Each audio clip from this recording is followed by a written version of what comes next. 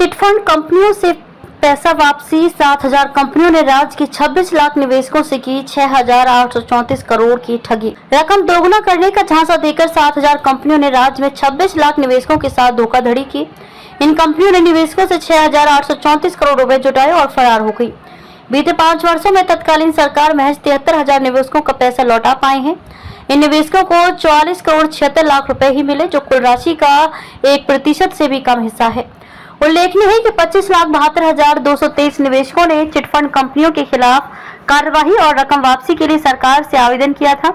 प्रशासन सिर्फ 5,16,034 आवेदनों का ही निराकरण कर पाया। 20 लाख से अधिक आवेदन सरकारी दफ्तरों में धूल खा रहे हैं।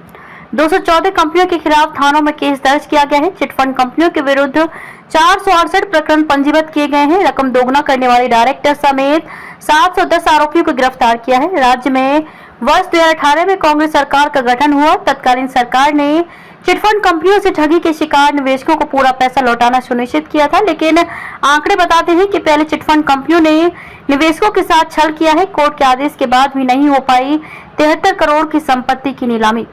कोर्ट के आदेश में जिला प्रशासन कंपनियों की चिन्हित संपत्ति की नीलामी नहीं कर पाया है, जिसकी वजह से करीब 73 करोड़ की राशि निवेशकों को नहीं मिल पाई है।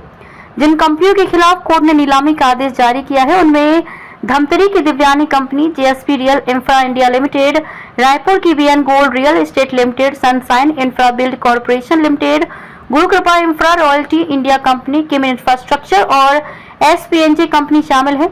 महासमुंद की बीएन गोल्ड कंपनी, रायगढ़ की SPNG company, Sai Prasad properties, pulse gold real estate और अनमोल इंडिया है। कबीरधाम में वही रियलिटीज इंडिया लिमिटेड, मनेंद्रगढ़ और सूरजपुर में पीएससीएल लिमिटेड, कांकेर में गर्मा रियल कंपनी और आरोग्य कंपनी की संपत्ति की नीलामी अभी बाकी है।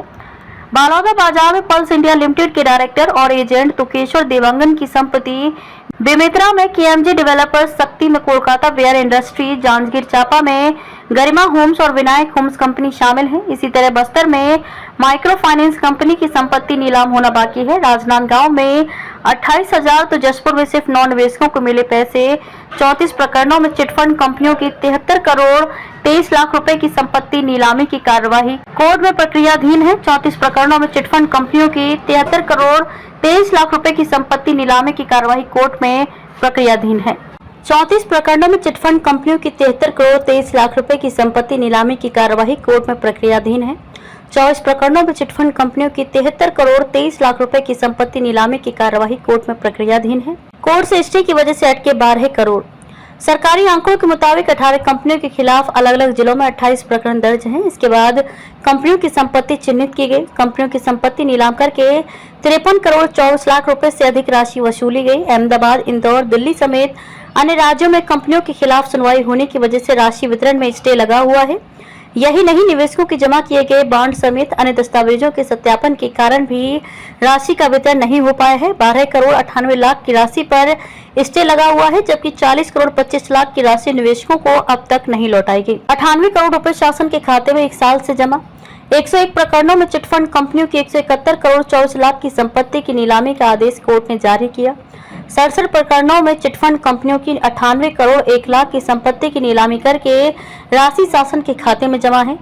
34 प्रकरणों में चिटफंड कंपनियों की 73 करोड़ 23 लाख रुपए की संपत्ति नीलामी की कार्यवाही कोर्ट में प्रक्रियाधीन है। 53 करोड़ 24 लाख की राशि निवेशकों को वापस लौटाने की कार्यवाही प्रक्रियाधीन है, जो संपत्तियों की नीलामी से मिलेगी। 53 प्रकरणों में 76 करोड़ 37 लाख से अधिक की राशि संपत्ति की कार्यवाही के लिए कोर्ट में प्रक्रियाधीन है। केस स्टडी एक दुर्ग निवासी दिनेश कुमार के मुताबिक 2013 में यश ड्रीम नाम की कंपनी में पैसा निवेश किया था। पिता बीएसपी से सेवानिवृत्त हुए थे, झांसी में आकर करीब 11 लाख रुपए निवेश किए थे। उसे पैसा देने के नाम पर पाटन बुलाया गया था। उसे सिर्फ 50,000 रुपए ही लौटाए गए। पिता के रिटायरमेंट का पैसा और अपने पैसे के साथ रिश्तेदारों से पैसा उधार देकर निवेश किया था। पूरा पैसा डूब गया। अब प्राइवेट नौकरी करना पड़ रहा है।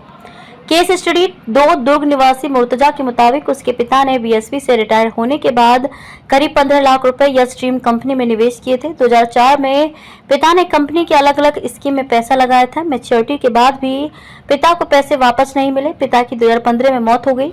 हाल ही में आचार संहिता लगने के एक दिन पहले उसे पाटन बुलाया गया था, जहां पर सिर्फ उसे 25,000 रुपए ही लौटाए गए। कुर्की नीलामी प्रक्रिया समझें। पुलिस विवेचना के बाद चिटफंड कंपनियों और उनके डायरेक्टर्स की संपत्तियों को चिन्हित करती है।